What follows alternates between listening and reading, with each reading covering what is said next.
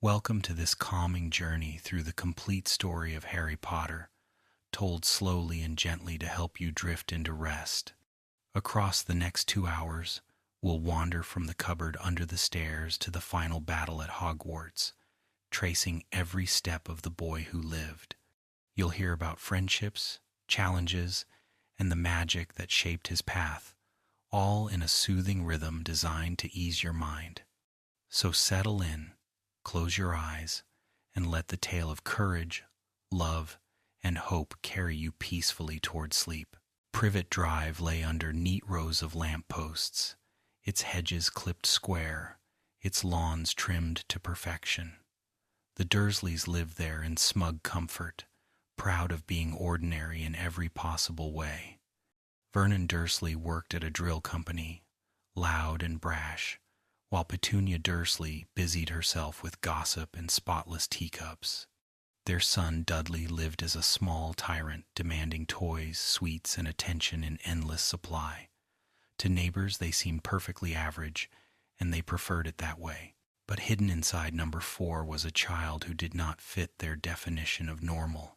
Harry Potter slept in a cupboard under the stairs, a space so narrow that dust gathered thickly on the sloping ceiling.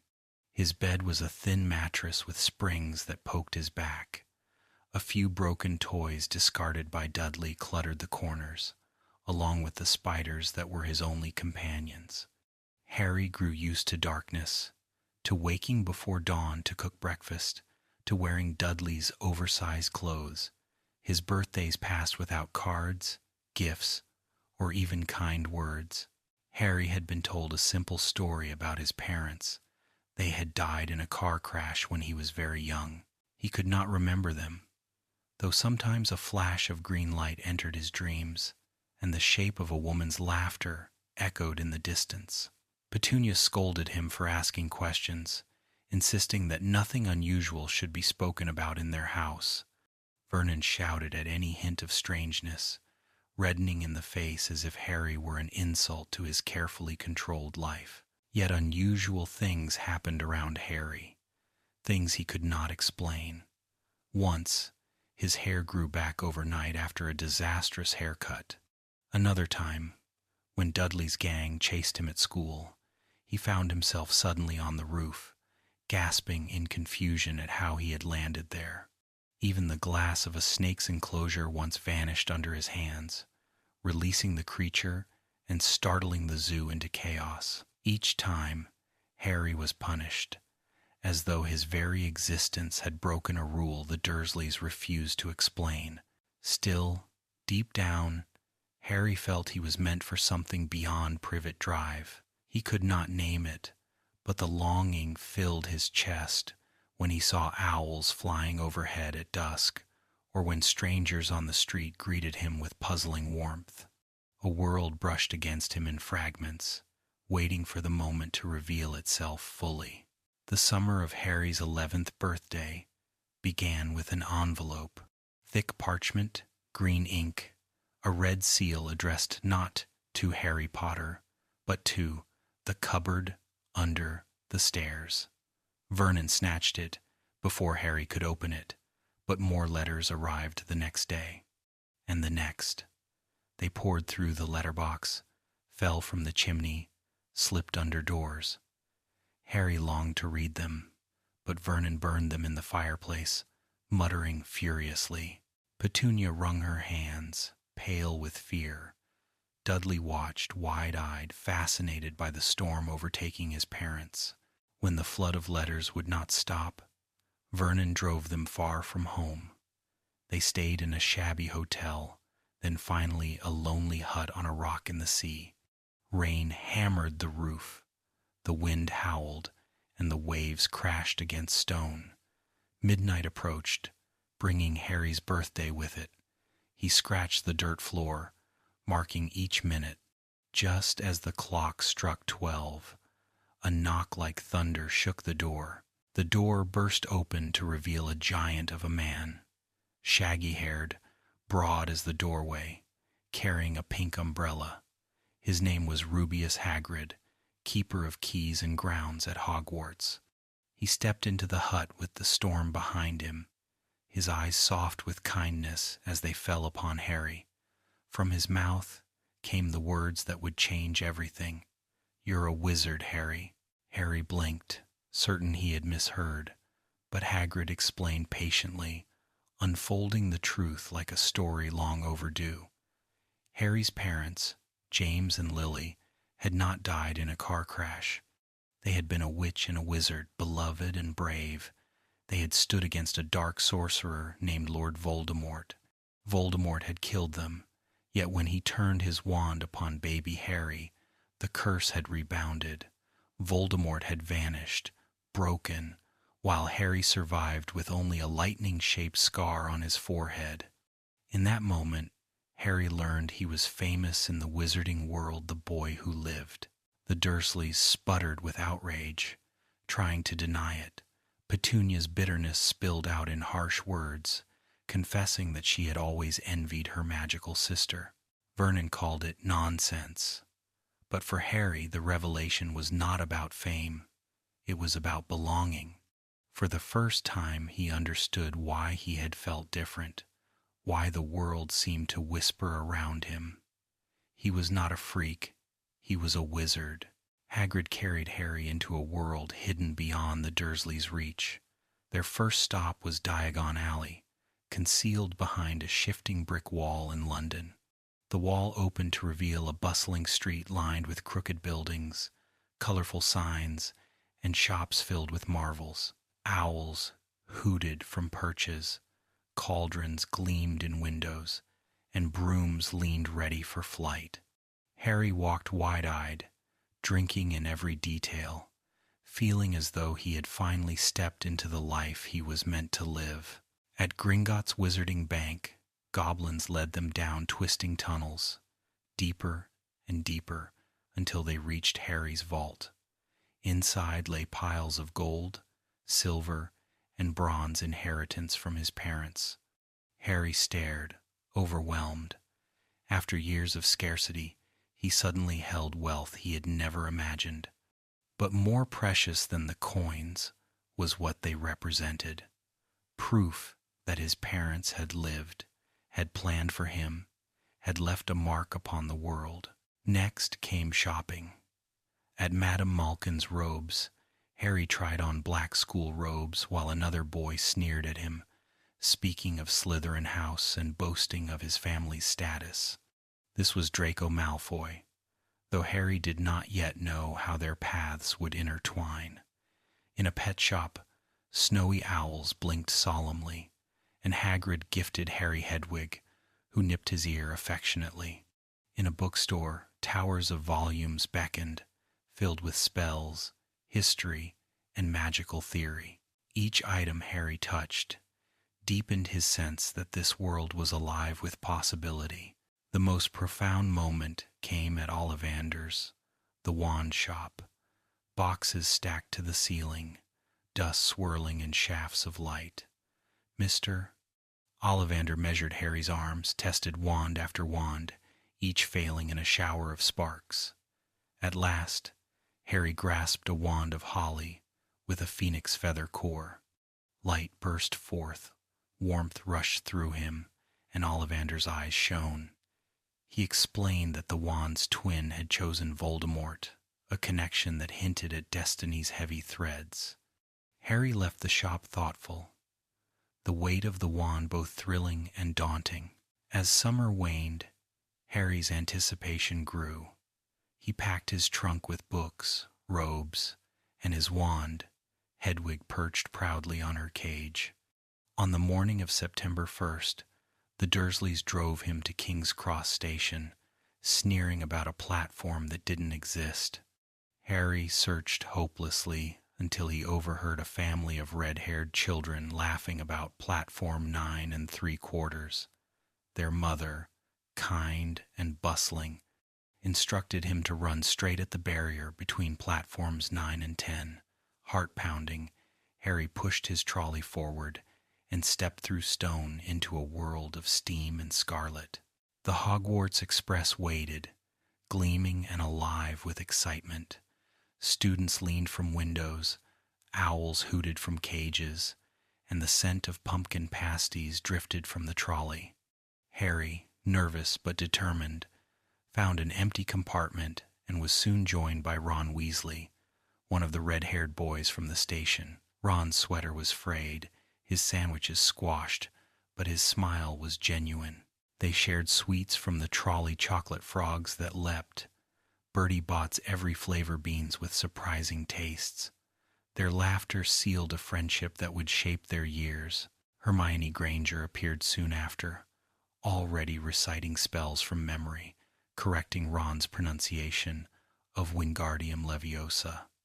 Her brisk manner both impressed and irritated, though beneath it lay a heart eager for connection. Draco Malfoy stopped by as well, offering Harry friendship with arrogance and disdain for Ron. Harry declined, sensing that kindness mattered more than status. These meetings planted seeds of loyalty, rivalry, and unity that would bloom throughout their time at school. As night fell, the train slowed.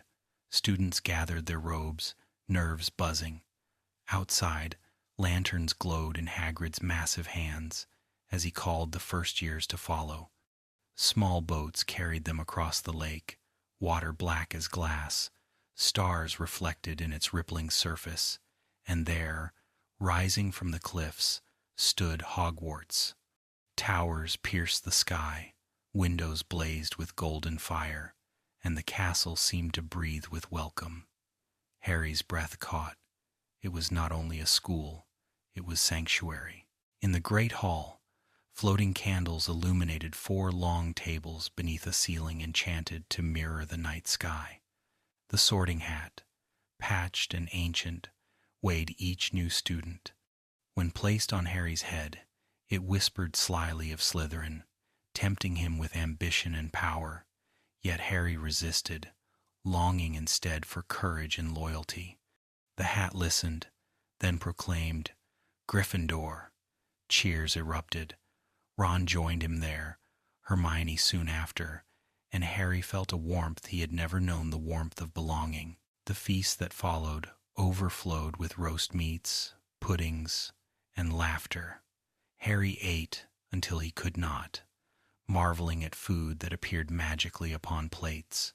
He glanced around at his new companions, at teachers watching from the head table, at the starry sky above.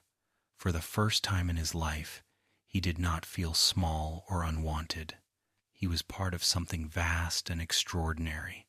That night, in the Gryffindor dormitory, Harry lay beneath scarlet curtains. The soft snores of other boys filled the air, and the castle walls hummed faintly with enchantment. He traced the lightning scar on his forehead and felt, for the first time, safe. Tomorrow would bring challenges, mysteries, and lessons, but tonight he belonged. The cupboard under the stairs was behind him. The adventure of the boy who lived had truly begun. The Hogwarts Express carried Harry away from everything he had known and into a future he could barely imagine. As the train cut across the countryside, steam trailing like a banner of promise, he sat opposite Ron Weasley, whose chatter about his many brothers and sisters painted a picture of a warm, chaotic household unlike the cold order of Privet Drive. They traded stories, shared chocolate frogs, and laughed at the unpredictable flavors of Bertie Bott's every flavor beans. Harry felt the walls of his old life falling away, replaced by the warmth of companionship. The train compartments buzzed with energy. First years speculated nervously about what awaited them at the castle.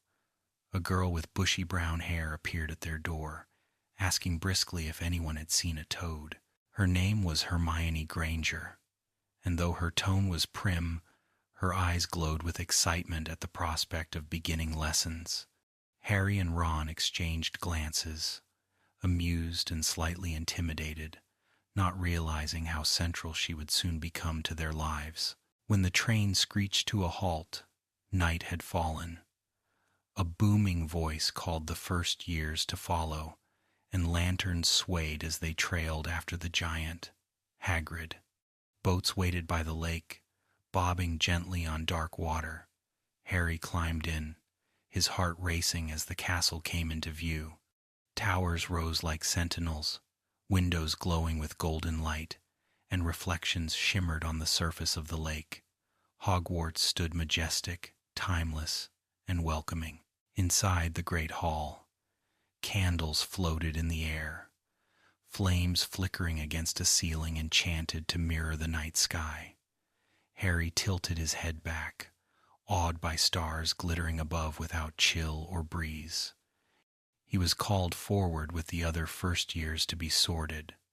The sorting hat, ancient and patched, slipped over his head and spoke into his thoughts. It tempted him with Slytherin, whispering of ambition and greatness, but Harry resisted with every ounce of will. "Not Slytherin," he repeated, and the hat relented. "Gryffindor!" it cried aloud. Applause thundered from the table beneath scarlet banners. Harry hurried to join Ron, who had been sorted there moments before, and his heart swelled with relief and pride. The feast that followed surpassed anything he had known. Plates filled themselves with roast chicken, sausages, potatoes, puddings, and tarts. Laughter echoed off the stone walls, and house ghosts floated cheerfully among the tables. For the first time in his memory, Harry ate until he was satisfied, surrounded by peers who welcomed him rather than scorned him. That night, he climbed the moving staircases to Gryffindor Tower, whispered the password to the fat lady's portrait, and stepped into a common room glowing with warmth. His bed in the dormitory was soft, the curtains rich scarlet, and as he drifted to sleep he knew he had found a home. Morning brought the thrill of lessons. Transfiguration was first, with Professor McGonagall demonstrating the change of her desk into a pig and back again. She warned them that anyone who thought the subject a joke would swiftly be proven wrong.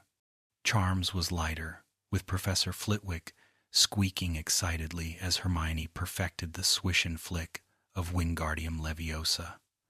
Potions, however, was grim. In the dungeon classroom, Professor Snape's voice sliced through the air as he interrogated students on ingredients and procedures. His gaze lingered on Harry with particular hostility, and Harry left the class burning with resentment and confusion. Not all lessons were confined to classrooms. Hogwarts itself taught through its mysteries. Corridors led to locked doors, staircases shifted at will, and trick steps caught the unwary. The library whispered with secrets, and the forbidden forest loomed darkly beyond the castle walls.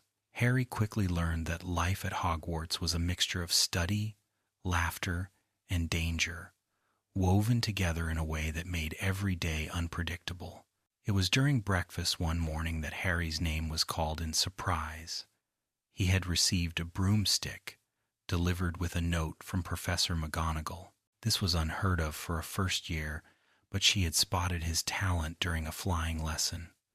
On the Quidditch pitch, broom beneath him, Harry discovered a freedom that stirred his soul. The rush of wind across his face, the dive toward the ground, the sudden pull upward it felt like flying was what he had been born to do. As seeker for the Gryffindor team, he caught the golden snitch in his very first match, and the roar of the crowd confirmed his place not only in the game, but in the house's heart. Between practices and classes, friendships deepened. Harry, Ron, and Hermione found themselves bound together after the night of the troll. When danger struck, Hermione, usually so precise and cautious, had hidden in the bathroom. The troll lumbered in, massive and clumsy, and Harry and Ron raced to help her. In the chaos, Ron managed to levitate its club, knocking the creature unconscious. Hermione, touched by their bravery, lied to protect them, taking blame upon herself. From that night, the three became inseparable, united by loyalty stronger than any charm. Yet not everything was carefree. Whispers swirled about the forbidden corridor on the third floor, When the trio stumbled upon it accidentally, they discovered a monstrous three-headed dog standing guard over a trapdoor. Hagrid, flustered, revealed more than he intended. The creature was protecting something important, something tied to a man named Nicholas Flamel. Harry's curiosity sharpened, and soon he and his friends were piecing together fragments of a mystery that seemed to stretch beyond their understanding. Winter arrived with snow covering the castle grounds, transforming the turrets into frosted towers. Christmas at Hogwarts was unlike anything Harry had experienced. Evergreen trees decorated the hall, enchanted to sparkle with baubles.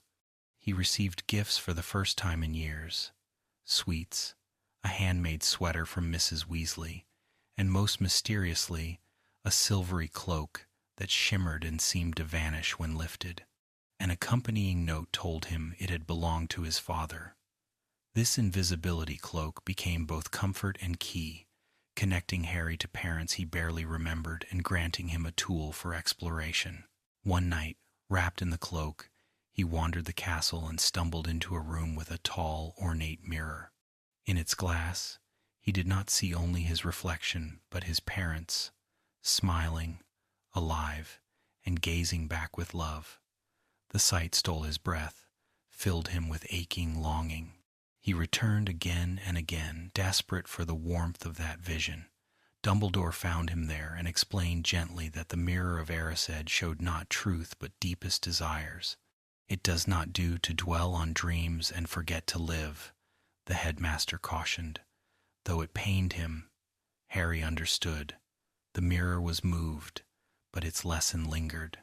Spring thawed the grounds, but danger did not fade.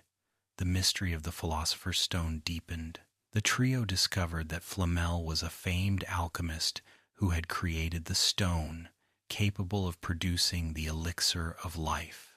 Someone was trying to steal it, and suspicion fell upon Snape, whose dark presence seemed tied to every shadow. Harry's scar prickled whenever he crossed paths with Quirrell, the nervous defense against the dark arts teacher, but his mind clung to Snape as the threat. Exams loomed, but Harry could think only of the stone. Dreams of green light and Voldemort's laughter plagued his sleep. He confided in Ron and Hermione, who agreed that the stone must be in danger. Their determination steeled. They prepared to act, though they could not know the trials waiting beyond that trapdoor. The year had begun with wonder, with feasts and laughter and Quidditch soaring through the sky. But beneath the magic pulsed a darker rhythm. Harry had discovered friendship, courage, and belonging, yet destiny whispered still. The Philosopher's Stone lay hidden, guarded, and threatened, and the boy who lived, who once thought himself ordinary, stood on the threshold of his first great battle. The summer after Harry's first year should have been a time of peace, but Privet Drive was no sanctuary. The Dursleys, furious at his newfound confidence, tightened their control, locking away his school things and forbidding mention of magic. Yet Harry felt within himself the glow of belonging that Hogwarts had given him. It was this fragile hope that a strange visitor threatened to shatter. On a hot evening, Harry found a creature perched on his bed, small, with great bat-like ears and enormous eyes. It was a house elf named Dobby. The elf trembled as he warned Harry not to return to Hogwarts, insisting that terrible danger awaited. Harry refused to listen, desperate to go back to the only place he had ever called home. Dobby, distraught, tried to protect him by creating chaos, dropping a pudding during a dinner with the Dursleys' guests. The result was disastrous. Harry's guardians locked him in his room, bars on the window, determined to cut him off from the wizarding world.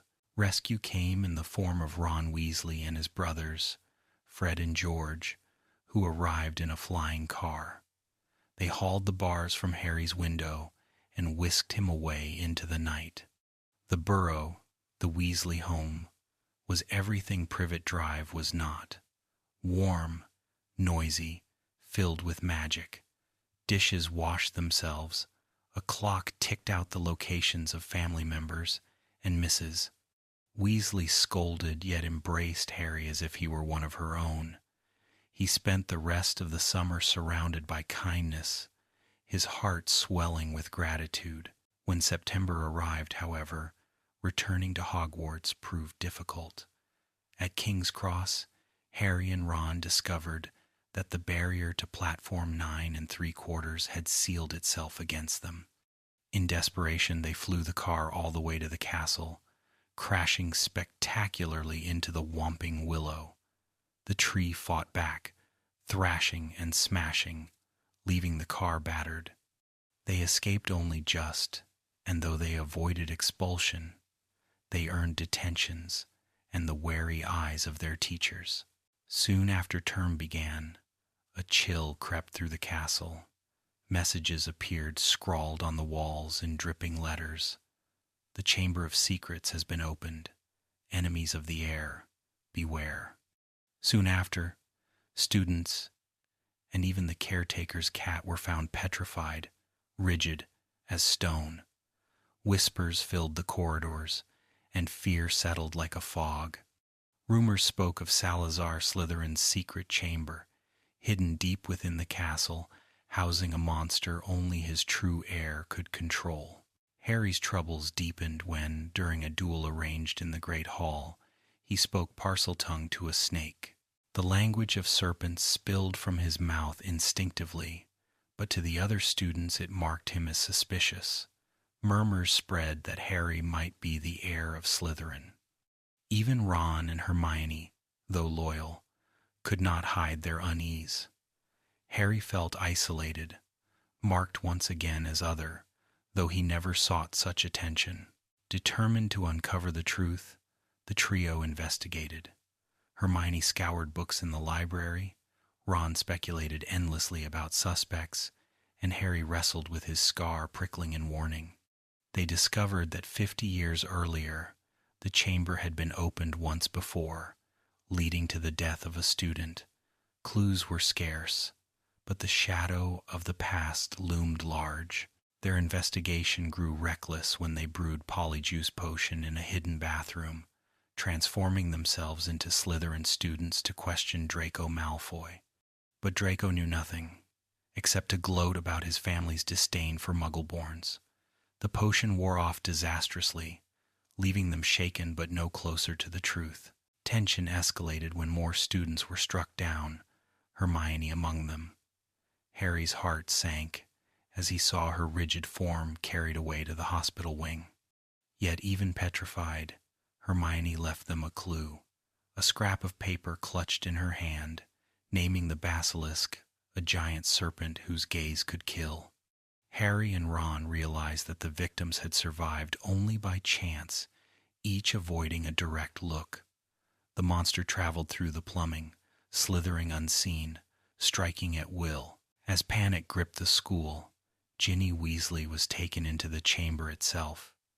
The truth could no longer be ignored. With Ron beside him, Harry sought out the entrance, guided by the whispers of the serpent's tongue.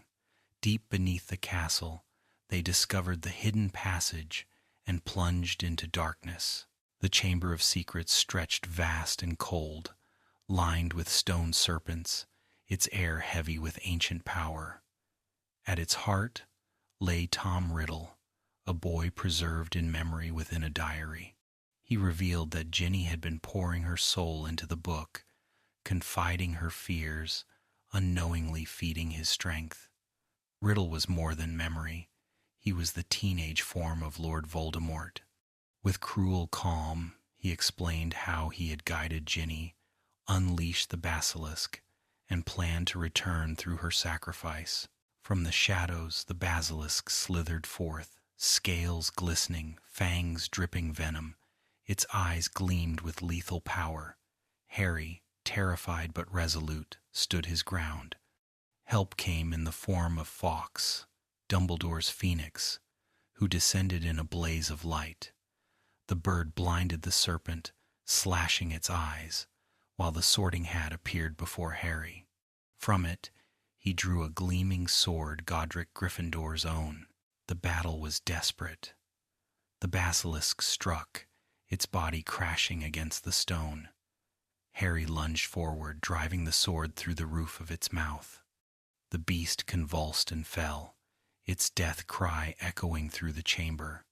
Yet in victory came agony. A fang pierced Harry's arm, venom burning through his veins. Darkness closed in until Fawkes wept tears onto the wound, healing him with the Phoenix's eternal gift. Weak but alive, Harry staggered to the diary. With the basilisk's fang, he stabbed through its pages. Ink spurted like blood, and Tom Riddle screamed before vanishing into nothingness. Ginny awoke, shaken but alive, freed from his grip. Harry comforted her, assuring her that blame lay not on her shoulders but on the dark magic that had manipulated her. When they returned to the surface, relief swept through the school. The petrified victims were revived, laughter echoed once more, and Hagrid, wrongly imprisoned, was released to cheers. The year's exams were cancelled in celebration, and the great hall rang with joy. Harry, though weary, carried with him deeper understanding. Voldemort's shadow reached further than anyone guessed, and his own connection to the Dark Lord was stronger than he wished to admit. Summer came again, carrying Harry back to Privet Drive, but this time he returned with the knowledge that he had saved lives, faced fear, and triumphed. The boy who lived was no longer a legend spoken of in whispers. He was a boy growing into courage, discovering that the battles ahead would demand more than bravery. They would demand everything. The summer before Harry's third year at Hogwarts was once again a misery. The Dursleys, resentful of his growing confidence, treated him with their usual disdain. Yet this year, things came to a breaking point. When Aunt Marge visited and insulted Harry's parents with cruel, deliberate words, Harry lost control. Magic surged through him, and Aunt Marge began inflating like a balloon, drifting toward the ceiling. The Dursleys panicked, but Harry had had enough. Grabbing his belongings, he fled into the night, convinced he had finally crossed a line that would see him expelled from Hogwarts. The streets were dark and silent until the sudden appearance of the night bus, a purple triple-decker that roared through the night with dizzying speed. The conductor welcomed Harry aboard, and the chaotic ride carried him away from Privet Drive. Instead of punishment, however, Harry found himself delivered safely to the leaky cauldron, where Cornelius Fudge, the Minister for Magic, reassured him that no charges would be pressed. The leniency puzzled Harry, but the reason soon became clear. Sirius Black, a notorious prisoner, had escaped from Azkaban. Whispers filled the wizarding world that he sought Harry's life. Posters with Sirius's gaunt face plastered walls, warning all of the danger. Though Harry did not yet understand why, a shadow hung over his return to Hogwarts. The journey back to school carried an air of unease. On the train, Harry, Ron, and Hermione shared a compartment with a shabby man asleep beneath a cloak. He was introduced as Professor Lupin, the new defense against the dark arts teacher. When the train suddenly halted, fear seeped into the air. Dementors, the wraith-like guards of Azkaban, boarded, their presence leaching warmth and joy from the compartment. Harry collapsed, hearing echoes of his mother's dying screams.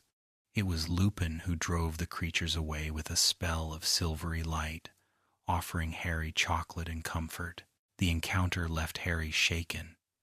The Dementors, stationed around Hogwarts for protection, seemed a greater threat than a safeguard.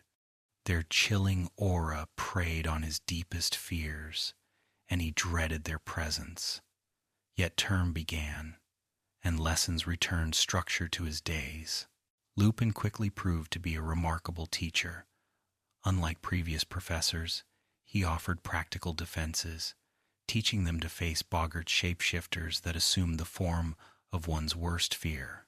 For Neville, it was Snape. For Ron, a giant spider. For Harry, the looming shadow of a Dementor. Lupin shielded him before it could strike, sparing Harry but leaving him unsettled. Still, Harry admired Lupin deeply. His kindness, patience, and quiet strength drew respect from all, and Harry found in him a mentor unlike any he had known. The friendship between the trio deepened as well, though tension sometimes arose, particularly when Hermione's studies grew overwhelming and Ron's temper flared. The year unfolded in the shadow of Sirius Black's escape, but life at Hogwarts, with Quidditch matches and feasts, kept their spirits alive. Quidditch became Harry's escape from fear. The rush of wind, the thrill of pursuit gave him freedom, but the Dementors followed even there. During a match against Hufflepuff, they swarmed the pitch, and Harry fell from his broom, plummeting to the ground. He awoke in the hospital wing, shaken but alive, though his beloved Nimbus 2000 had been destroyed. The experience strengthened his resolve. He needed to fight back against the Dementors. Lupin agreed to teach him the Patronus charm, a spell of powerful protection fueled by happy memories. Their lessons were grueling. Again and again, Harry faced boggart Dementors in Lupin's office, struggling to summon light strong enough to banish them. At first, the effort left him faint and gasping, overwhelmed by the sound of his mother's last moments. But with practice, with memories of Quidditch victories and friendship, he began to produce wisps of silver. Lupin encouraged him gently, telling him that mastery would take time. Meanwhile, the castle buzzed with rumors of Sirius Black. He was said to have been seen near the school, slipping past guards and spells. Fear rippled through the students, and security tightened. Harry, however, discovered truths far more personal. From conversations overheard in Hogsmeade, he learned that Sirius had been his parents' closest friend, his chosen guardian, and their betrayer. It was Sirius, he believed, who had given them to Voldemort, who had caused their deaths. Rage burned within him, a storm that mingled with grief, leaving him desperate for answers and vengeance. Hagrid's lessons offered a different kind of challenge. Proud of his new role as a teacher, he introduced them to Buckbeak, a hippogriff with powerful wings and sharp talons. Harry, treating the creature with respect, managed to ride Buckbeak across the sky, exhilarated by the flight. But Draco Malfoy, mocking and careless, insulted the hippogriff and was struck. The incident caused outrage among Draco's family, leading to Buckbeak's sentencing and Hagrid's despair. At the same time, Hermione grew increasingly stressed. Her heavy class schedule left her exhausted, and her reliance on the time turner, a secret device allowing her to attend multiple lessons simultaneously, strained her patience. Arguments flared between her and Ron, particularly over her cat Crookshanks's hostility toward Ron's rat, Scabbers. The trio's unity wavered, though their bond endured beneath the quarrels.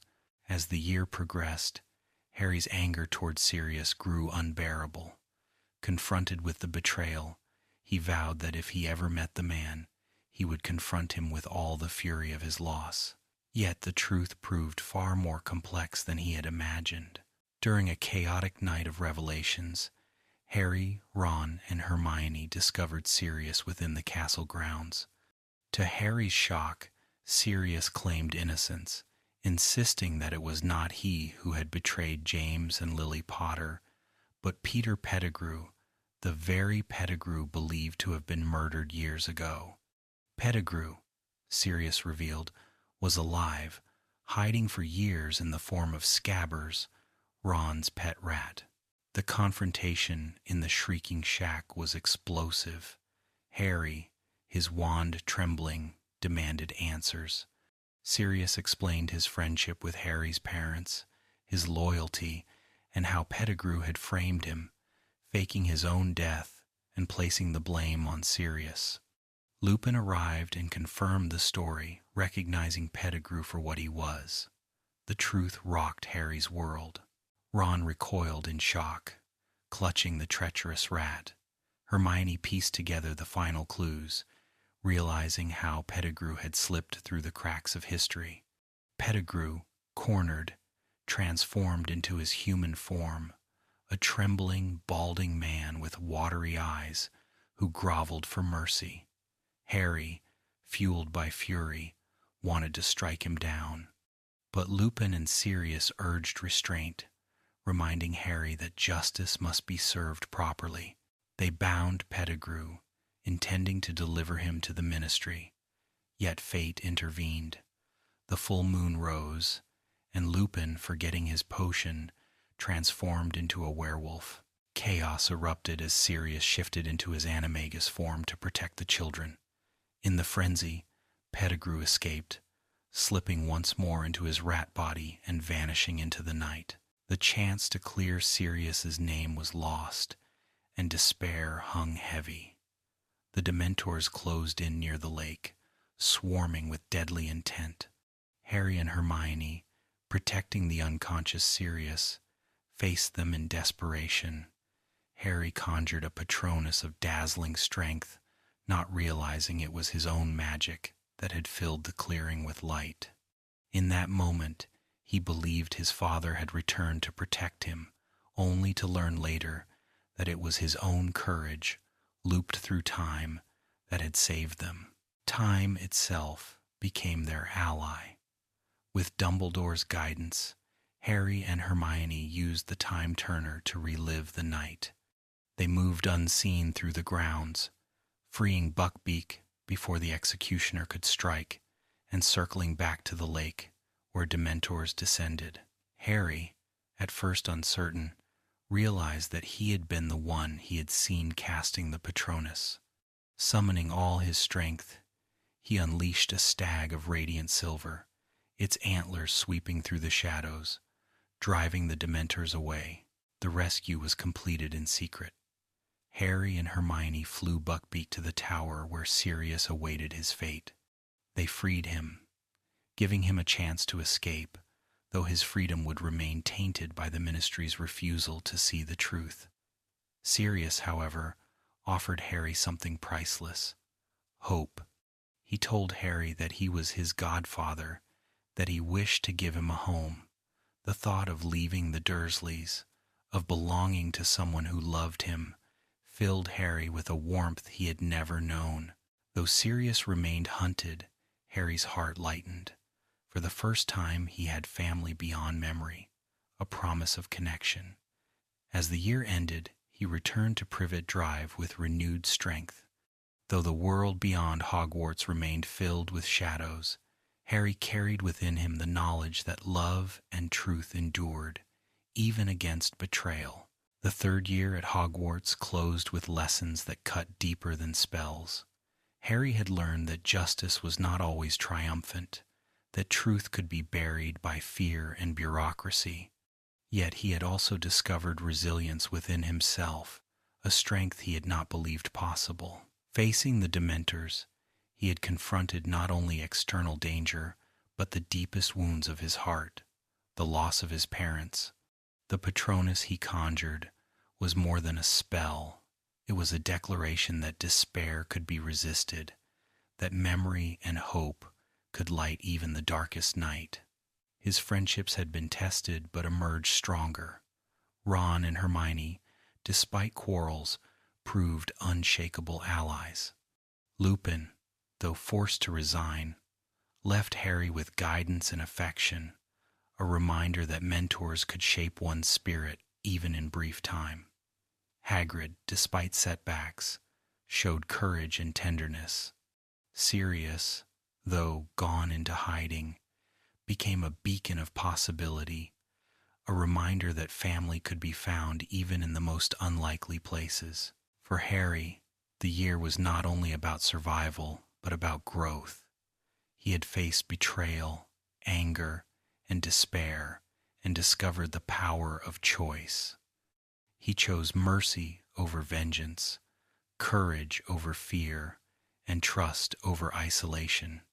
These choices would shape the path ahead, preparing him for battles yet to come. The train ride back to London carried Harry once more away from the castle's safety, but this time he was not weighed down by dread.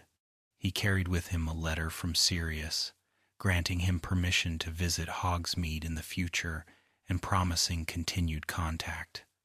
It was a small gesture, but it meant the world. Harry no longer felt entirely alone. As the countryside blurred past the window, Harry reflected on the year's journey. He had learned that truth was often hidden beneath layers of fear, that friends could be mistaken for foes and foes for friends.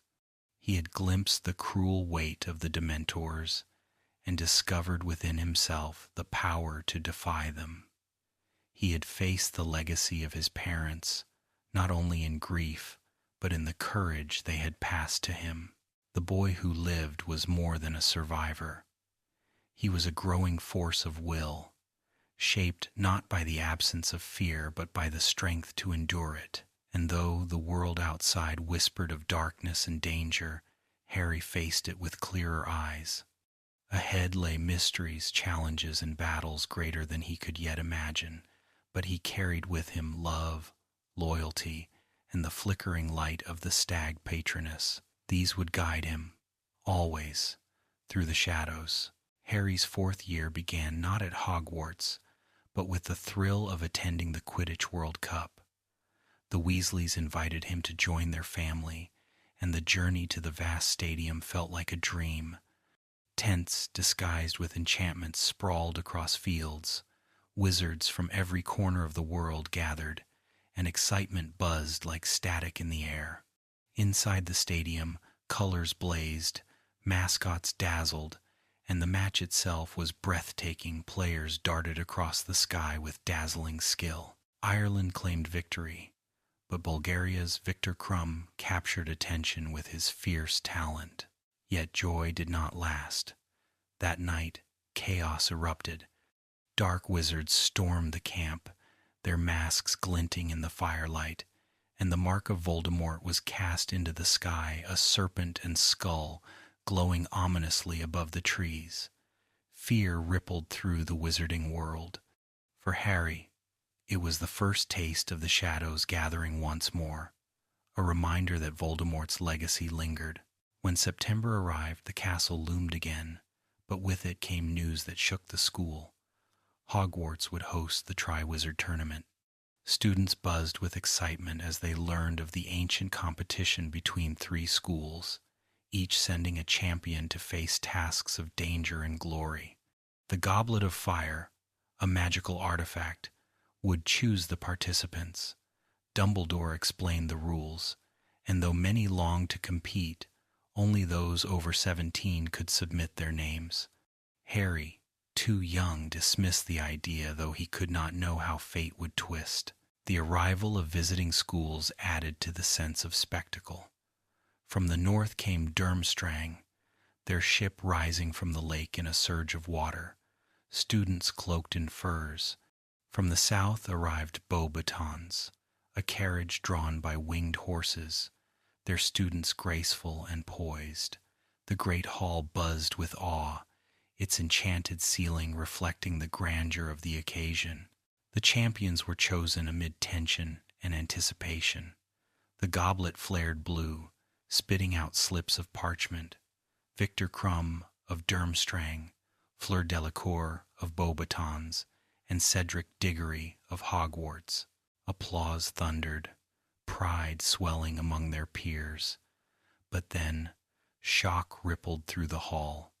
The flames turned red once more, and another name was drawn: Harry Potter. Confusion erupted. Harry had not entered his name. Too young to compete, unprepared for such danger, he insisted on his innocence, but doubt clouded the faces around him. Some whispered of cheating, others of trickery. Even Ron, his closest friend, struggled with jealousy and suspicion, creating a rift that pained Harry deeply. Only Hermione stood steadfast at his side, offering her loyalty and reason. Bound by the goblet's choice, Harry was forced to compete. The weight of expectation, fear, and anger pressed heavily upon him, yet beneath it all stirred determination. He would not falter, not with so many eyes watching, not when the shadow of Voldemort lingered still in the world. The tournament loomed, its tasks shrouded in secrecy, and Harry braced himself for trials that would test not only his skill, but his courage, heart, and will to endure. The first task arrived swiftly, its details cloaked in mystery until the champions faced it head-on. Harry, through overheard whispers and Hagrid's trust, learned the truth. Dragons. Each competitor would face a dragon and attempt to retrieve a golden egg, guarded fiercely in its nest. The thought of confronting such creatures turned Harry's stomach. On the day, the arena roared with excitement as spectators filled the stands. Dragons thrashed, wings beating, flames scorching the earth. When Harry's turn came, his nerves trembled like strings, but he remembered his greatest strength, flying. Summoning his broom with a shout of "Accio Firebolt," he soared into the sky. The dragon lunged, fire licking at his heels, but Harry darted and weaved, using speed and daring to outmaneuver the beast. At last, with a daring dive, he seized the golden egg, and the crowd erupted in cheers. The victory restored some respect, even from those who doubted him, and healed the rift with Ron, who finally understood the danger Harry faced. Together again, the trio unraveled the egg's secret, discovering that it contained a clue when opened underwater. The mystery pointed toward the second task, one that would require Harry to plunge beneath the depths of the Black Lake. Between tasks, life at Hogwarts continued. Lessons pressed on, the Yule Ball loomed, and teenage awkwardness replaced, for a moment, the weight of danger. Harry, shy and uncertain, struggled to ask Cho Chang, only to find she was already attending with Cedric. Instead, he and Ron attended with the Patil twins, while Hermione arrived stunningly transformed on Victor Crumb's arm. The night glittered with music, dance, and envy, marking a turning point in friendships and rivalries alike. The second task arrived with winter's chill. By then, Harry had discovered, thanks to help from Dobby the house elf, that gillyweed would allow him to breathe underwater. On the day, champions stood at the lake's edge, their loved ones bound in enchanted sleep beneath the waves. Harry's heart pounded as he saw Ron among them, tethered with Hermione, Cho, and Fleur's little sister Gabrielle. Diving into the icy depths, Harry grew gills and fins, gliding like a fish. The eerie silence of the underwater world pressed around him, broken only by the flicker of merfolk and the shadow of Grindylows lurking nearby. Time slipped quickly, but Harry's resolve hardened. He freed Ron, but when Fleur failed to appear, he refused to abandon Gabrielle. Dragging both to safety, he burst from the lake, gasping, his bravery shining. Though he did not finish first, judges awarded him high marks for moral courage, a victory of heart over competition. The tournament's danger grew clearer with each task, yet camaraderie bloomed between the champions. Cedric, Fleur, and even Crumb regarded Harry with new respect, but the shadows lengthened as well. Harry's scar burned with increasing intensity. Dreams haunted him with visions of Voldemort's plotting. Though he spoke of them to Dumbledore, answers remained scarce, leaving Harry uneasy. As spring thawed the grounds, the third and final task approached. A massive hedge maze rose on the Quidditch pitch, filled with enchantments and creatures to test the champion's strength and resolve. The Triwizard Cup gleamed at its center, a prize waiting for the victor. None could know the darkness hidden within it, nor the fate it carried in its depths. The third task began under a sky heavy with anticipation.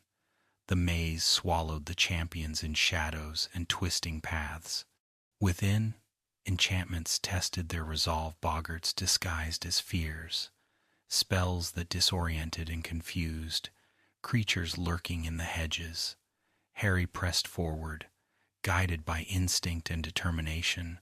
Cedric Diggory, too, fought bravely, their paths crossing and diverging as the maze shifted around them. Rivalry gave way to respect, and when at last they reached the cup together, battered but unbroken, they made a choice.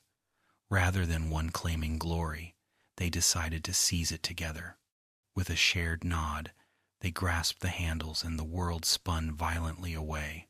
They landed not in triumph but in a graveyard. Cold mist coiled around gravestones, and a high, chilling voice greeted them. Voldemort had returned, no longer a shadow but a rising force. Bound by ropes of magic, Harry watched in horror as Cedric was struck down in an instant, his body crumpling lifelessly to the earth. The sight seared itself into Harry's soul, a grief and rage beyond words. The ritual unfolded before his eyes. Bones from a grave, blood unwillingly given, and the servant Wormtail's hand. Voldemort rose, pale and serpentine, his body reborn. The Death Eaters gathered, masks gleaming, bowing before their master. Voldemort reveled in his return, taunting Harry, speaking of fate and prophecy, and then challenged him to a duel. Their wands met in a blaze of light, golden beams colliding, shadows twisted, and echoes of the dead emerged. Figures of Harry's parents, Cedric, and others, shielding him with their love. With their help, Harry broke free, seized the cup, and vanished back to Hogwarts. The return was chaos. Harry appeared in the middle of the grounds, Cedric's body beside him. Cries of shock, grief, and disbelief filled the air. Harry staggered, clutching at Dumbledore, the horror of the graveyard spilling from his lips. Voldemort had returned, Cedric was dead, the shadows had risen again. Yet not all believed. The Ministry balked, refusing to accept the truth. Cornelius Fudge dismissed Harry's account, insisted Cedric's death was an accident, and denied Voldemort's return with fear and anger. The wizarding world, so recently jubilant with the tournament's spectacle, now teetered on the edge of denial and darkness. In the hospital wing, Harry's grief washed over him in waves. Cedric's parents mourned, and Harry could only whisper apologies, guilt gnawing at him. He had urged Cedric to take the cup with him. He had been the one marked for survival, while Cedric had fallen. The weight pressed heavy on his young shoulders, deepening the scar not only on his forehead but in his heart. Dumbledore, however, believed him fully. Gathering those he trusted, he began to prepare for the battles ahead. Harry listened as the headmaster spoke of alliances, of vigilance, and of the long fight awaiting them. For Harry, the year had ended not in triumph but in loss, a bitter reminder that courage did not always bring victory. As the term closed, Hogwarts returned Cedric's body home with solemn ceremony. The Triwizard Tournament, once a symbol of unity, had become a harbinger of war, and Harry Potter, still just a boy, carried within him the knowledge that Voldemort had returned and that the world would soon be asked to face the darkness once more. On the train home, silence weighed heavy on the students. Laughter and chatter gave way to uneasy glances, to whispers of Cedric's death, to speculation about what Harry had seen. Some still clung to the Ministry's reassurances, unwilling to believe Voldemort lived again. But Harry knew the truth, as did those closest to him. Ron and Hermione sat close, offering what comfort they could. The bond they shared had been tempered by fire, by the trials of the year. They had seen dragons, braved the depths of the lake, wandered the shifting shadows of the maze, and stood beside Harry when the world grew dark. Though fear lingered, so too did loyalty. Harry leaned against the window, the countryside blurring past, his thoughts circling endlessly. He could still see Cedric's eyes, still hear Voldemort's laughter, still feel the pull of the wands locked together in desperate defiance. The echoes of his parents' voices, faint but fierce, gave him strength. Yet even with their love, he knew the road ahead would be fraught with peril. Sirius, though still hunted, had managed to send him words of support, reminding him that he was not alone. Dumbledore, too, promised to stand by him, even as the Ministry turned away. The storm was gathering, and Harry could feel its weight pressing upon the horizon. The summer stretched before him, not as a respite, but as a pause before the inevitable. Harry knew the Dursleys would sneer and scorn, that Privet Drive would once again feel like a cage. Yet within him was a new determination. He had faced Voldemort reborn and lived. He had witnessed the cruelty of the Death Eaters, the cowardice of the Ministry, and the fragility of hope. But he had also felt the strength of friendship, the courage of Cedric, and the love of those who came to his aid even beyond the grave. These truths gave him resilience. As the train slowed into the station, the crowd surged, families reuniting. Harry gripped the handle of his trunk, his heart heavy yet resolute. Ahead lay grief, battles, and trials greater than any tournament. He was not ready, not truly, but he would not turn away. The boy who lived was no longer only a child of prophecy or accident. He was becoming a force shaped by loss, tempered by choice, and strengthened by love. The return of Voldemort marked the end of innocence, but it also marked the beginning of Harry's true fight. And though the shadows deepened, the light within him still burned. The summer after Cedric's death was a heavy one. Harry returned to Privet Drive burdened not only with grief, but with the knowledge of Voldemort's return. Yet the world beyond seemed unwilling to acknowledge the truth. The Ministry denied, newspapers ridiculed, and Harry felt isolated, as if carrying a secret too vast for his age. Then came the Dementors. On an ordinary evening in Little Whinging, Harry and Dudley were attacked. The chilling cold swept through the alley, and Harry, with instinct honed by necessity, conjured a Patronus to drive them away. But magic, outside school, was forbidden. Soon after, an owl delivered a notice of expulsion. Panic seized him until word arrived from Dumbledore's allies. A hearing would be held, and Harry's fate would be decided. Before the hearing, Harry was whisked away by members of a secret group called the Order of the Phoenix. They flew him across the night sky to Grimmauld Place, Sirius Black's ancestral home. There, Harry learned that the Order was dedicated to fighting Voldemort and his followers, preparing in secret as the Ministry looked the other way. Sirius welcomed Harry with warmth, though his confinement in the gloomy house weighed heavily on him. The hearing itself was daunting. In the cold, cavernous chambers of the Ministry, Harry stood before the Wizengamot. Fudge accused, voices whispered, and Harry felt small beneath the weight of judgment. Yet Dumbledore arrived, calm and commanding. He argued Harry's case, presenting witnesses, and proved that Harry's actions were in self-defense. The charges were dismissed, and Harry returned to Hogwarts, free but shaken. Back at Hogwarts, change awaited. A new defense against the dark arts teacher arrived, Dolores Umbridge, sent by the Ministry itself. She wore pink cardigans, smiled sweetly, and spoke with syrupy tones, yet beneath the surface lay cruelty and control. Her lessons stripped the subject of any practice, reduced to reading from textbooks. Students, expected to defend themselves in the coming war, were instead left helpless. Harry, still haunted by visions of the graveyard, clashed with her almost immediately. When he insisted that Voldemort had returned, she accused him of lying. Punishments were cruel and unusual. In detention, Harry was forced to write lines with a quill that carved words into his skin, etching pain and scars. Yet he refused to be silenced.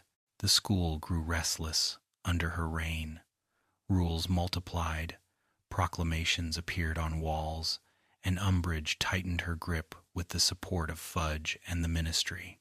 Even Dumbledore seemed constrained, his presence distant, his actions deliberate but hidden.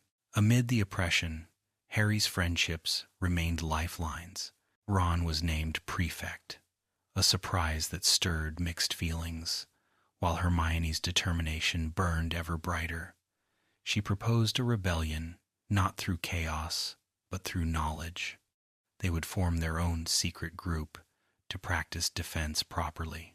Gathering in the room of requirement, a magical chamber that shaped itself to their needs, the students trained under Harry's guidance.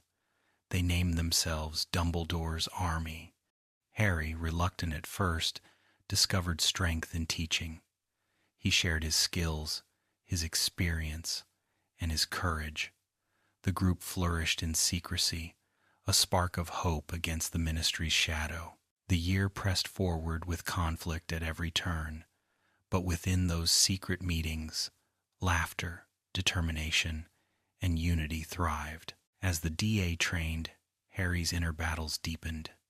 Dreams plagued him, visions of dark corridors, locked doors, and Voldemort's plotting.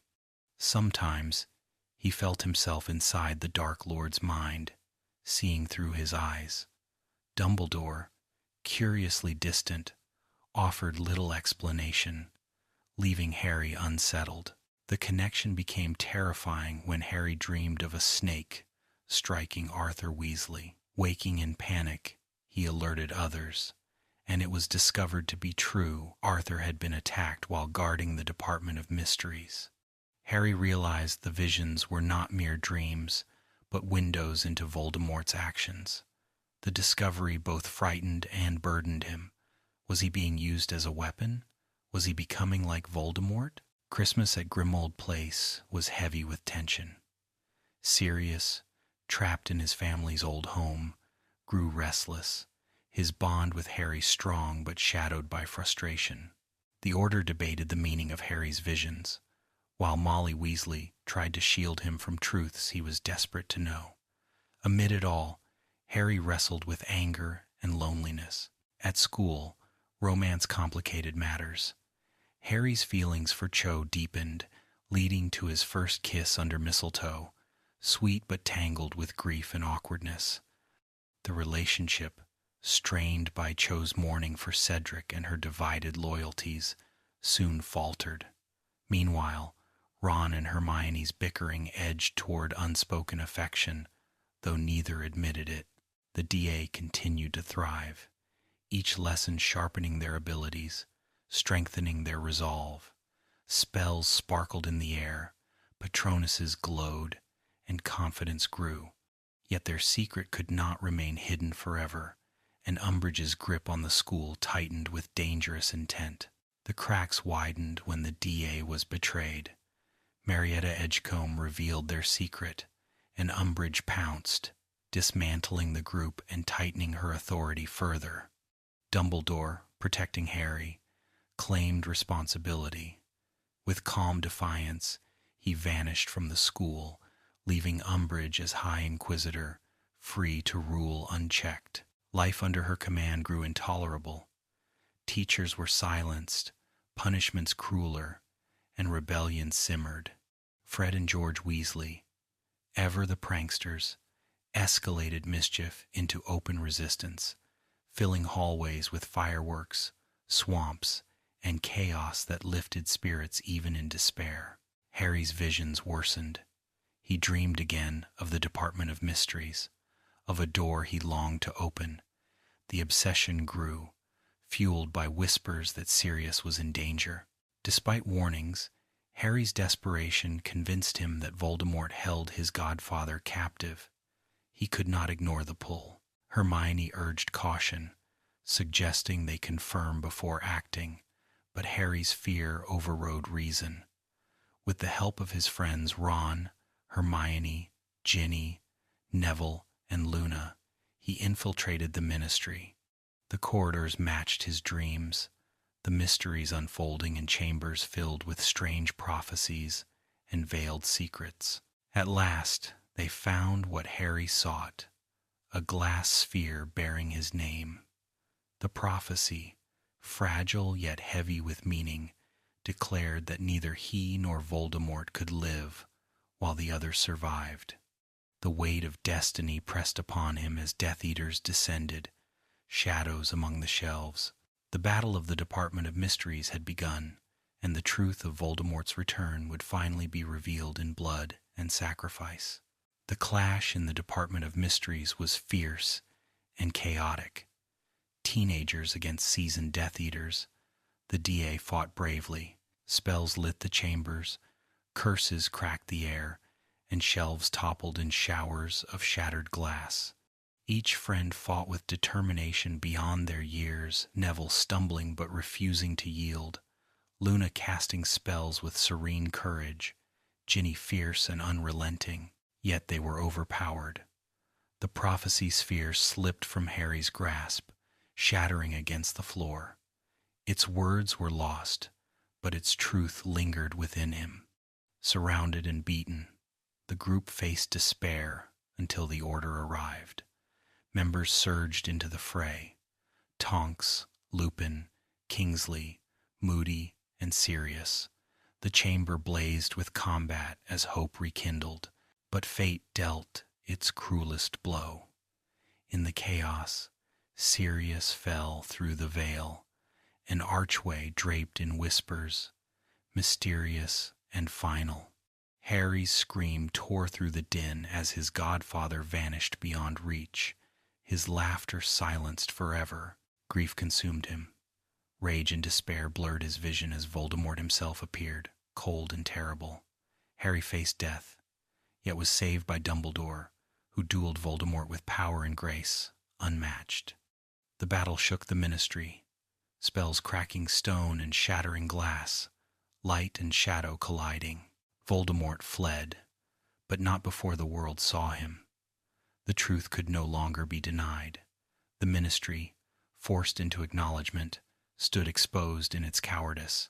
Harry, however, felt no victory, only loss, grief heavy as stone, as he faced the world once more without Sirius. After the battle, Harry's world shifted. The prophecy weighed upon him like a chain. Neither can live while the other survives.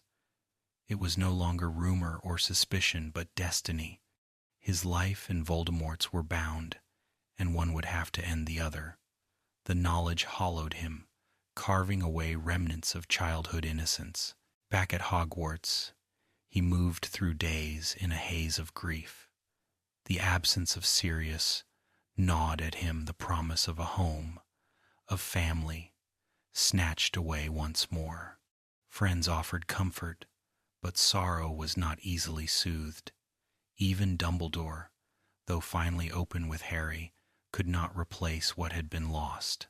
The Order mourned as well, Grimmauld Place sinking deeper into gloom. Molly Weasley fussed over Harry with maternal love, while Lupin bore silent sorrow for his fallen friend. Yet they, too, prepared for the battles ahead. Voldemort's return was undeniable, his forces gathering, and the war had begun in earnest. For Harry, the summer ahead promised no peace. He returned once more to Privet Drive, heavy with grief, but also with clarity. He now knew the truth of his place in the struggle. Though fear lingered, so too did determination. He would fight, not for prophecy alone, but for Sirius, for Cedric, for his parents, for all who had been lost. The 5th year had been brutal, carving scars deeper than any before, yet within those scars burned resilience. Harry Potter was no longer only the boy who lived. He was becoming the boy who chose, again and again, to stand in the face of darkness. The Order of the Phoenix marked a turning point in Harry's journey. The world had shifted from doubt to recognition, from whispers to open fear. The Daily Prophet, once mocking, now printed warnings and news of disappearances. Families whispered of Voldemort's followers returning, of strange happenings cloaked in shadows. The war was no longer looming, it had begun. For Harry, the change was both isolating and galvanizing. Students looked to him not with derision, but with awe and unease. He had seen Voldemort rise, battled his followers, and survived. The burden of expectation pressed heavier than ever, yet he carried it with the strength forged by suffering. Friendship anchored him. Hermione's logic and unwavering loyalty, Ron's humor and fierce support, Neville's growing courage, Luna's unshakable calm, Ginny's fiery determination together, they reminded him that he was not alone. Even in grief, Harry felt the threads of connection holding him firm. The year's lessons were bitter but clear. The ministry could fail, authority could corrupt, and truth could be buried. Yet love, loyalty, and courage could pierce the darkest veils. Sirius's death was a wound that would never fully heal, but it also became a flame within Harry, a reminder of what he fought for, of the family he carried in memory and spirit. As the train pulled away at year's end, the horizon seemed darker than ever, but Harry's gaze was steady. The fight ahead would be long, and the cost heavy, but he was ready to face it. The summer stretched ahead, heavy with the knowledge of war. Privet Drive awaited, gray and unwelcoming, but Harry no longer felt entirely alone. He carried Sirius's gift of love, Dumbledore's trust, and the loyalty of friends who would stand beside him. In quiet moments, he turned the prophecy over in his mind. It could have crushed him, defined him only by fate, yet Harry chose to see it differently. If neither could live while the other survived, then he would fight not because he was destined, but because he loved too fiercely to yield. His life was not Voldemort's to command. The Order continued its work in secrecy, preparing for battles to come. Across the wizarding world, alliances shifted, fear spread, and hope dimmed. But in Harry's heart, despite grief, a spark endured. As the 5th year closed, he was no longer a boy stumbling into danger, but a young man forged by loss and hardened by choice. Ahead lay challenges greater than any before, but also the chance to honor the fallen by standing unbroken. Harry Potter was not merely surviving, he was preparing. And though Voldemort's shadow spread across the world, Harry carried within him a light that even the darkest prophecy could not extinguish. The summer after Sirius's death was suffocating. Grief lingered like a fog around Harry, and the Dursleys' house felt emptier than ever. Yet events beyond Privet Drive moved swiftly. The Ministry could no longer deny Voldemort's return, and the wizarding world braced for war. Muggle newspapers reported unexplained disasters, bridges collapsing, and storms raging, shadows of Voldemort's influence spilling into both worlds. Dumbledore arrived one evening at Privet Drive, his presence filling the house with quiet authority. For the first time, he spoke openly to Harry, treating him as a partner rather than a child. Together, they visited Horace Slughorn, a retired professor with a taste for prestige and connections. Slughorn had withdrawn into hiding, fearful of the darkening times, but Dumbledore persuaded him to return to teach at Hogwarts. His knowledge, Dumbledore hinted, would be crucial. The train ride back to Hogwarts was strange. Students glanced at Harry differently now, not with mockery, but with a mixture of awe and unease. He was the chosen one, the boy bound by prophecy to face Voldemort. Whispers followed him through the corridors, every step a reminder of the burden he carried. Back at the castle, the year began with familiar comforts. The great hall, the Sorting Hat's song, the warmth of friends. Yet danger lurked beneath the surface. Death Eaters prowled beyond the walls, attacks grew bolder, and Draco Malfoy carried himself with secretive purpose. Harry's scar itched with unease, and suspicion coiled in his mind. The war was no longer distant. It was at Hogwarts's very gates. Classes resumed, but Harry's focus shifted when he inherited an old potions textbook marked with handwritten notes. The name inside, the Half-Blood Prince. At first glance it seemed ordinary, but as Harry followed its instructions, potions that once confounded him became effortless. The scribbles offered shortcuts, clever tricks, and spells scribbled in margins. Soon Harry was outshining even Hermione, who bristled at his sudden expertise. One spell in particular stood out, Sectum Sempra, marked for enemies. Its meaning was unclear, yet the warning stirred unease. Harry tucked it away in memory, uncertain but intrigued. Meanwhile, Dumbledore drew Harry into private lessons.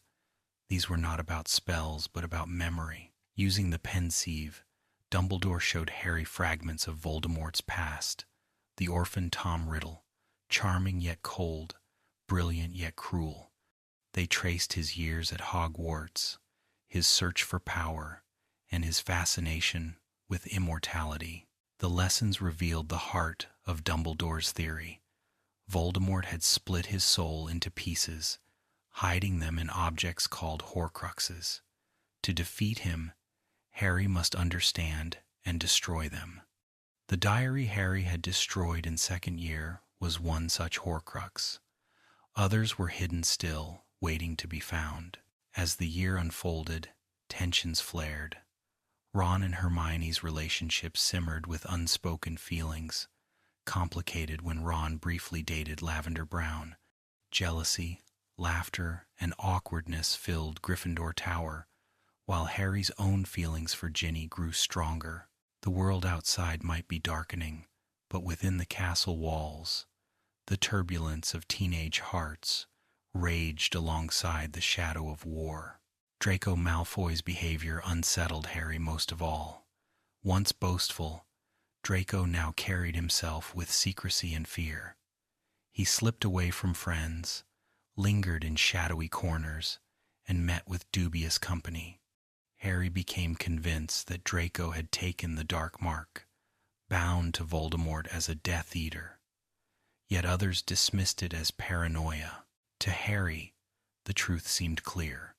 Draco was planning something, and Snape was involved. Harry overheard fragments of conversations, whispers of promises and oaths.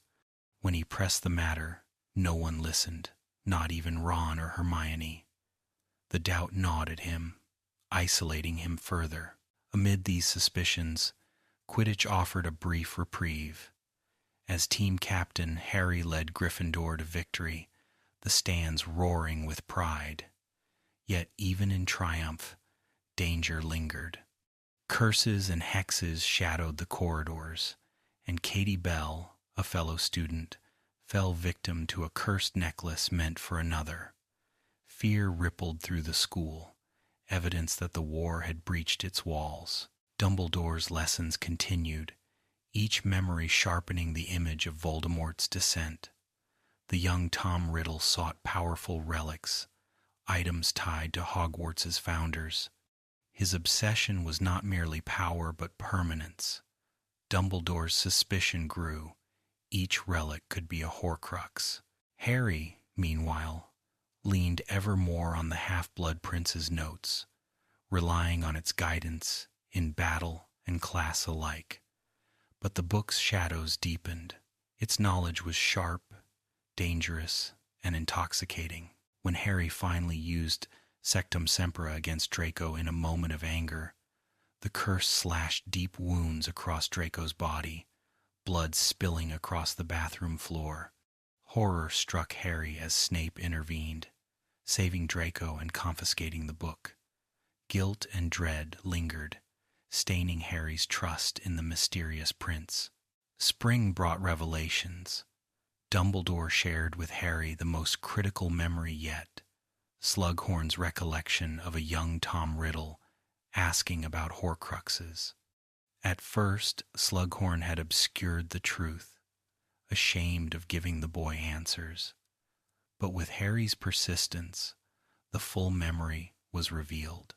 Riddle had learned that splitting the soul more than once was possible, that 7 fragments might make him invincible. The scope of the task weighed heavily on Harry. To defeat Voldemort, they must find and destroy each Horcrux. Already one was gone, but others, a locket, a cup, perhaps even Nagini the snake, remained hidden. As if the world outside sensed the urgency, the war beyond the castle walls escalated. Death Eaters attacked openly, spreading terror across the wizarding and muggle worlds alike. At Hogwarts, the air grew tense, students whispering of disappearances and deaths. Even in the safety of the castle, shadows pressed close. In the midst of dread, Harry's feelings for Ginny blossomed. Friendship shifted into something warmer, a spark that brightened even the darkest corridors. Their connection gave Harry moments of joy and hope, fragile but real. Yet darker threads wound tighter. Draco, pale and drawn, grew more desperate. He lingered by the vanishing cabinet in the room of requirement, his mission a burden he could barely carry. Snape, bound by an unbreakable vow, loomed close, his loyalties hidden in shadow. The storm was gathering, and its center lay within the very walls of Hogwarts. At last, Dumbledore confided his plan. He had discovered the location of one Horcrux, hidden within a cave along the coast. He asked Harry to accompany him, not as a student, but as a partner. Harry's heart pounded with both fear and pride. Together, they set out on the perilous journey.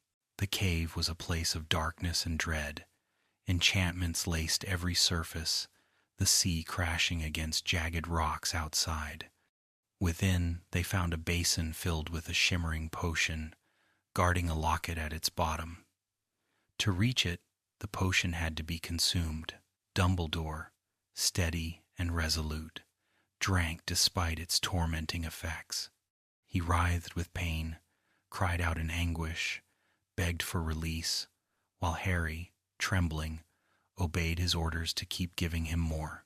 When the basin emptied, Inferi rose from the black waters, corpses animated by dark magic, their pale hands clawing at Harry. Flames burst from Dumbledore's wand, driving them back as they fled the cave with the locket in hand. Harry supported his weakened headmaster back to the castle, relief mixed with dread. But the safety of Hogwarts had already been shattered. The dark mark glowed above its towers. Students screamed, chaos erupted, and Death Eaters roamed the halls. Harry rushed with Dumbledore to the astronomy tower, the locket heavy in his pocket, his heart hammering. The night's trial was not yet over. On the astronomy tower, the air was sharp with tension. Dumbledore, weakened, immobilized Harry with a silent spell, hiding him beneath the invisibility cloak. Harry's limbs locked, his voice silenced, as Draco Malfoy emerged from the shadows. Draco's wand shook as he confronted Dumbledore. His mission, assigned by Voldemort, was to kill the headmaster, but fear and hesitation warred within him. Tears glistened in his eyes as Dumbledore spoke gently, offering mercy, offering protection. Draco trembled, caught between the weight of expectation and the pull of humanity. Before he could decide, Death Eaters burst onto the tower. They urged him to act, to fulfill the task. And then, from the shadows, Severus Snape appeared. With cold finality, he cast the curse. A flash of green light split the night, and Dumbledore fell, his body tumbling from the tower. Harry, freed too late, gave chase as Snape fled. Fury burned in his veins, Sectum Sempra spilling from his lips in desperation. Yet Snape deflected with ease, his eyes flashing with fury. "You dare use my own spells against me?" he hissed, revealing himself as the Half-Blood Prince. The revelation stunned Harry even as grief consumed him. Snape vanished into the night with the Death Eaters, leaving the castle in shock and sorrow. The body of Albus Dumbledore lay still, and Hogwarts mourned. Teachers and students gathered, grief etched in every face. Fawkes, the Phoenix, sang a haunting lament, its song a farewell to a wizard who had been both protector and guide. The world felt emptier, colder, and Harry's path darker than ever before. In the days that followed, grief wrapped Hogwarts in silence. Classes halted, laughter faded, and the castle itself seemed subdued. Students whispered of betrayal, of Snape's treachery, of the fragility of safety. The death of Dumbledore marked the end of an era, leaving a void no one could fill. The funeral was a solemn affair by the lake. Teachers, students, and creatures alike gathered, centaurs in the distance, merfolk beneath the surface, and friends close at hand. A white tomb rose as Dumbledore's resting place, his legacy etched into the stone and hearts of those who stood before it. Harry felt both emptiness and resolve. He knew what must come next. The Horcruxes had to be found and destroyed. Voldemort could not be defeated until his soul was made whole again, vulnerable to death. The journey ahead would not belong to Hogwarts alone, but to Harry, Ron, and Hermione. Ginny, with quiet strength, accepted Harry's decision to part ways. Their love, fragile and new, had to wait. Harry feared for her safety, unwilling to tie her fate to his. The sacrifice cut deeply, but he knew it was necessary. As the school year ended, the trio made a pact. They would not return to classes in the autumn. Instead, they would take up Dumbledore's task, carrying forward the headmaster's legacy. The war was upon them, and they would meet it head-on. The train home carried a quieter group than ever before. Students pressed against the windows, staring back at the castle, uncertain of what lay ahead. For Harry, the view was final. He would not return in the same way, if at all. Hogwarts was no longer a sanctuary, but a battlefield in waiting. At Privet Drive, Harry reflected on the year's lessons. He had learned of Horcruxes, of Voldemort's fractured soul. He had seen Draco torn between fear and duty, Snape revealed as traitor and prince, and Dumbledore fall in sacrifice. He had known love in Ginny, loyalty in his friends, and strength within himself. Grief lingered, but so too did purpose. The pieces of Voldemort's soul were scattered, hidden in relics of power and cruelty. To face him, Harry must first unravel those mysteries. The 6th year had ended not with exams or Quidditch cups, but with death and determination. Ahead lay the final journey, the culmination of prophecy and choice. Harry Potter was no longer the boy who stumbled into danger. He was the young man who would seek it, who would walk willingly into shadow, who would carry the light of those lost into the darkest of battles. The final summer at Privet Drive was unlike the others. The protection that had shielded Harry all his life was ending, tied to his coming of age. The Dursleys, fearful and confused, departed under guard, their farewell awkward but final. Harry felt no grief in their leaving, only a sense of closure. Members of the Order of the Phoenix arrived to escort him away. Polyjuice Potion created a dozen Harrys, each flying in different directions to confuse Death Eaters. The night sky erupted with chaos, curses streaking through the darkness. Hedwig, Harry's faithful owl, was struck down, and the loss pierced him deeply. In the melee, Mad-Eye Moody fell as well, a grim reminder that war spared none. Harry arrived safely at the burrow, but safety was fleeting. Voldemort's grasp extended everywhere, and whispers of his forces infiltrating the Ministry grew louder. The wizarding world trembled, uncertain whom to trust. Before the chaos consumed them, a rare moment of joy bloomed. Bill Weasley and Fleur Delacour's wedding. The garden sparkled with light, laughter, and hope, a fragile sanctuary amid the storm. Yet even there, darkness intruded. The Ministry fell to Voldemort's control, and Death Eaters attacked, scattering guests. Harry, Ron, and Hermione fled into the night, the hunt for Horcruxes now their only mission. They left behind home, school, and sanctuary, stepping into exile with only each other. Ahead lay uncertainty, fear, and sacrifice, but also the unshakable resolve to finish what Dumbledore had begun. The journey had entered its final chapter. Life on the run was harsh. The trio camped in forests, meadows, and desolate corners of Britain. Their world shrunk to tents and whispered plans. Food was scarce, tempers flared, and fear pressed on them constantly. The Horcrux they carried, Salazar Slytherin's locket, poisoned their moods, darkening thoughts and sowing discord. They searched endlessly for clues to the other Horcruxes. Grimmauld Place offered a brief refuge, but danger loomed even there. Creature, once hostile, softened under kindness and helped uncover the locket's history. Stolen by Regulus Black, Harry's late godfather's brother, yet retrieving and destroying it remained agonizingly out of reach. As weeks dragged on, frustration grew. Ron, worn by hunger and despair, quarreled with Harry and left in anger. The absence hollowed their small world, leaving Harry and Hermione clinging to one another in sorrowful silence. Music from a radio, faint and crackling, became their only connection to the world beyond a world where Voldemort's shadow spread unchecked.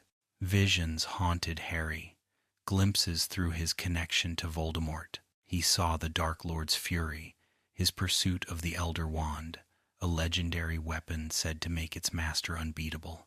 Tales of the Deathly Hallows surfaced, whispered in old stories: the wand, the resurrection stone, the cloak of invisibility. Fable or truth, the objects wove themselves into Harry's path, adding both mystery and temptation. Hope flickered when Ron returned, guided back by Dumbledore's Deluminator. He saved Harry from drowning as he retrieved the sword of Gryffindor, hidden beneath icy waters. With it, they destroyed the locket, breaking its hold and rekindling unity. Their bond, tested and scarred, emerged stronger. Clues led them next to Xenophilius Lovegood, Luna's eccentric father. He spoke of the Hallows with reverence: the Elder Wand, the Resurrection Stone, the Cloak of Invisibility. Together the three formed a legend: mastery over death itself. Harry listened, heart pounding, as he realized he already carried one, the cloak. Another, he suspected, lay hidden within the stone in the ring Dumbledore had destroyed. And Voldemort sought the third, the Elder Wand. The knowledge unsettled him. Were they to hunt Horcruxes or Hallows? The paths tangled, choices heavy with uncertainty. Danger followed swiftly. The trio was captured and taken to Malfoy Manor, where Bellatrix Lestrange reigned with cruel delight. Hermione was tortured for information, her screams carving terror into Harry and Ron's hearts. In desperation, Dobby the house elf appeared, loyal and brave. He freed them, guiding them to safety, but paid with his life. Harry buried Dobby beneath the stars, hands digging into the sand, grief sharp and raw. The elf's sacrifice burned into him the urgency of their mission. No more could be lost in vain. They pressed on, breaking into Gringotts with daring and guile. Polyjuice potion disguised them, dragonfire carried them, and amid chaos they seized Helga Hufflepuff's cup, another Horcrux. Yet their escape came at a cost. Voldemort, sensing his treasures threatened, descended into fury. Through their connection, Harry felt the rage, the terror. Voldemort knew now that his soul pieces were hunted. The endgame was upon them. The path led inexorably back to Hogwarts. Whispers said another Horcrux lay hidden within the castle's walls. The trio slipped into Hogsmeade, nearly captured, but were sheltered by Aberforth Dumbledore, Albus's estranged brother. His bitterness was sharp, yet his aid invaluable. Through a hidden passage, they returned at last to the place that had always been their home. Students greeted them with awe and defiance. Neville, bruised but unbroken, led a quiet rebellion within the castle. Dumbledore's army had never disbanded, it had endured, a spark of resistance in Voldemort's shadow. Now, with Harry's return, that spark became a flame.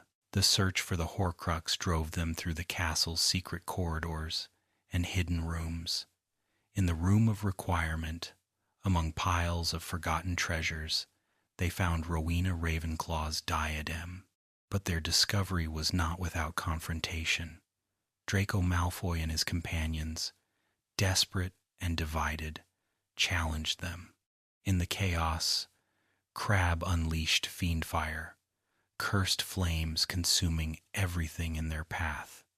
The Inferno destroyed the diadem but claimed Crabbe's life, his own spell turning against him. One more piece of Voldemort's soul was gone. The battle outside raged. Teachers, students, and allies rallied to defend the castle. Giants, spiders, and Death Eaters clashed against spells, arrows, and defiance. The air was thick with smoke and fear, but also courage. Hogwarts, ancient and steadfast, became both fortress and battleground, its walls ringing with the cries of war. The final stand had begun. As the battle raged, Harry's visions sharpened. He glimpsed Voldemort's fury, the Dark Lord's pursuit of the Elder Wand, and the snake Nagini, ever at his side, another Horcrux. The pieces of the puzzle clicked into place. Yet amid the chaos, death struck close. Remus Lupin and Tonks fell, leaving their newborn son behind. Fred Weasley, always laughing, was silenced in an explosion, his twins' anguish echoing through the halls. Grief weighed on Harry, but there was no time to yield. The war demanded everything. Seeking answers, Harry ventured into Dumbledore's office. There, the truth crystallized through Snape's dying memories. Mortally wounded by Voldemort, Snape offered Harry his final gift, tears filled with memory. Within the pensieve, Harry saw the truth unveiled. Snape had loved Lily Potter, Harry's mother, all his life. His allegiance had been to her memory, his actions shaped by devotion and regret. He had played a double role, protecting Harry even as he seemed to oppose him. And the final revelation, Harry himself carried a fragment of Voldemort's soul. To end the Dark Lord, Harry must die. The truth settled heavy upon him. His life had been marked not only by prophecy but by sacrifice. His existence was both shield and weapon, and the time had come to walk willingly into death. With quiet resolve, Harry left his friends behind. Cloaked by the invisibility cloak, he walked through the battle, unseen and unchallenged. The forbidden forest awaited, and with it, Voldemort. The forest was hushed, the air heavy with foreboding. Shadows twisted as Harry walked, his heartbeat steady despite the weight of what awaited. In his hand he held the resurrection stone, turning it thrice. Ghostly figures emerged, his parents, Sirius and Lupin. They walked beside him, silent but comforting, their presence a balm against fear. "I never wanted you to die," he whispered, yet they reassured him, telling him they had never truly left. Their love would remain with him, even as he faced the end. At the clearing, Voldemort awaited, surrounded by followers. Harry stepped forward, chest unguarded. He met the red eyes, felt the wand raise, and welcomed the flash of green light. Darkness swallowed him, but death did not claim him. Instead, Harry awoke in a place both real and dreamlike, bathed in light. Dumbledore was there, calm and kind, explaining that the shard of Voldemort's soul within Harry had been destroyed by the curse. Harry himself remained whole. Choice lay before him, to move on or to return and finish the fight. Harry chose life. He stirred on the forest floor, feigning death as Voldemort exulted. Carried back to Hogwarts, his body displayed as trophy, the Death Eaters pressed their advantage. Yet in the moment of triumph, Harry slipped free, revealing himself alive. Gasps rang out. The final duel was at hand. The Great Hall became the stage for the last battle. Students, teachers, and Death Eaters clashed amid shattered tables and soaring spells. Voldemort's voice rose, cold and commanding, as he demanded submission. But Harry, standing firm, called out the truth. Snape's loyalty, Dumbledore's plan, the twisted reality of the Elder Wand all laid bare. The wand, Harry revealed, belonged not to Voldemort but to him. Its allegiance had shifted when Draco disarmed Dumbledore, and Harry later disarmed Draco. Voldemort's mastery was an illusion. The power he wielded was never truly his. The Dark Lord's fury ignited, curses flying, green against red, hatred against love. The clash reverberated through the hall, sparks lighting the air. Harry stood unwavering, not with arrogance, but with certainty born of sacrifice and love. The final curse rebounded. Voldemort's own spell, the killing curse, turned upon him, striking with absolute finality. The wand fell from his hand, his body crumpled, and silence filled the hall. It was over.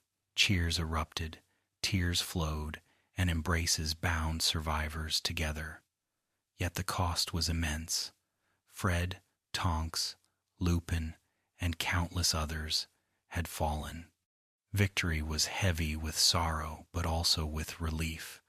The war had ended, the shadow lifted, the world free to heal. Harry, weary and hollow, slipped quietly away. The Elder Wand lay in his hand, powerful beyond measure, but he chose not to wield it. Instead, he returned it to Dumbledore's tomb, refusing its temptation. His journey had been about choice, not power. In the days that followed, Hogwarts began to heal. Rubble was cleared, families reunited, and mourning wrapped the survivors in shared grief. The castle, scarred but unbroken, stood as a testament to resilience. Harry, Ron, and Hermione sat together, their bond unshakable. They spoke little of what lay ahead. For now, survival was enough. The future would come, and they would face it as they always had together. Years later, the platform at King's Cross bustled with life. Steam rose from the scarlet train, children hurried with trunks and owls, and parents lingered with fond farewells. Among them stood Harry, older, scar-marked, but peaceful. Beside him, Ginny.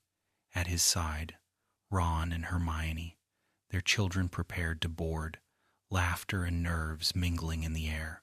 Harry watched his son, Albus Severus, uncertain and anxious. He knelt, speaking softly, reminding him that choice mattered more than destiny. The boy's name carried weight, but his path would be his own. As the train pulled away, Harry's heart was calm.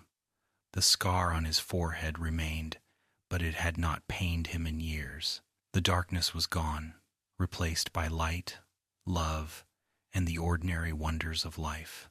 The story of the boy who lived had become the story of the man who endured, who chose love over fear, and who proved that even in the darkest times, hope could prevail.